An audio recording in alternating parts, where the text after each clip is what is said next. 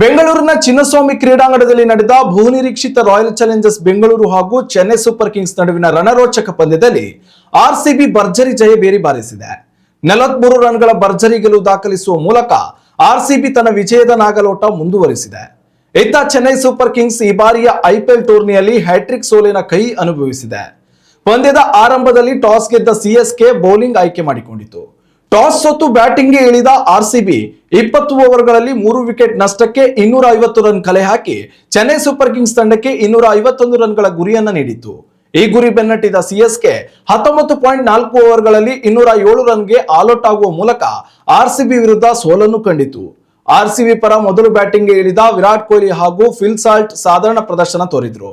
Kohli 28 run ಗಳಿಸಿ wicket ಒಪ್ಪಿಸಿದರೆ Phil Salt 46 run ಬಾರಿಸಿದರು. ಇದಾದ ಬಳಿಕ ಕಣಕ್ಕಿಳಿದ ದೇವದತ್ ಪಡಿಕ್ಕಲ್ 29 ಎಸೆತಗಳಲ್ಲಿ ಅರ್ಧಶತಕ ಬಾರಿಸಿದರು. 2 ಸಿಕ್ಸರ್ 5 ಬೌಂಡರಿಗಳನ್ನು ಬಾರಿಸುವ ಮೂಲಕ ಅದ್ಭುತ ಪ್ರದರ್ಶನ ತೋರಿದರು. ಪಡಿಕ್ಕಲ್ ಔಟ್ ಆದ ಬಳಿಕ ಬಂದ ನಾಯಕ ರಜತ್ ಪಾಟಿದಾರ್ ಹಾಗೂ ಡೇವಿಡ್ ಜೋಡಿ 35 ಎಸೆತಗಳಲ್ಲಿ 99 ರನ್ಗಳ ಅತ್ಯದ್ಭುತ ಬ್ಯಾಟಿಂಗ್ ಪ್ರದರ್ಶಿಸಿ ಸಿಕ್ಸರ್ಗಳ ಸುರಿಮಳೆಯನ್ನೇ ಗೈದರು.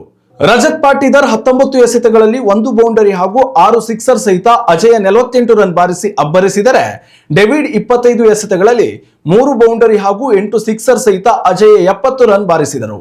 ಉತ್ತಮ ಸಂಸ್ಕಾರಯುತ ಶಿಕ್ಷಣದೊಂದಿಗೆ VSS English medium CBSE school Udupi Muddur. ನರ್ಸರಿಯಿಂದ 10ನೇ ತರಗತಿವರೆಗೆ ಶಿಕ್ಷಣದ ಜೊತೆಗೆ 5ರಿಂದ 10ನೇ ತರಗತಿವರೆಗಿನ ವಿದ್ಯಾರ್ಥಿನಿಯರಿಗೆ ಉತ್ತಮ ಹಾಸ್ಟೆಲ್ ಸೌಲಭ್ಯವೂ ಇದೆ. ನಿಮ್ಮ ಮಕ್ಕಳ ಪ್ರವೇಶಾತಿಗಾಗಿ ಈ ಸಂಖ್ಯೆಗೆ ಕರೆ ಮಾಡಿ.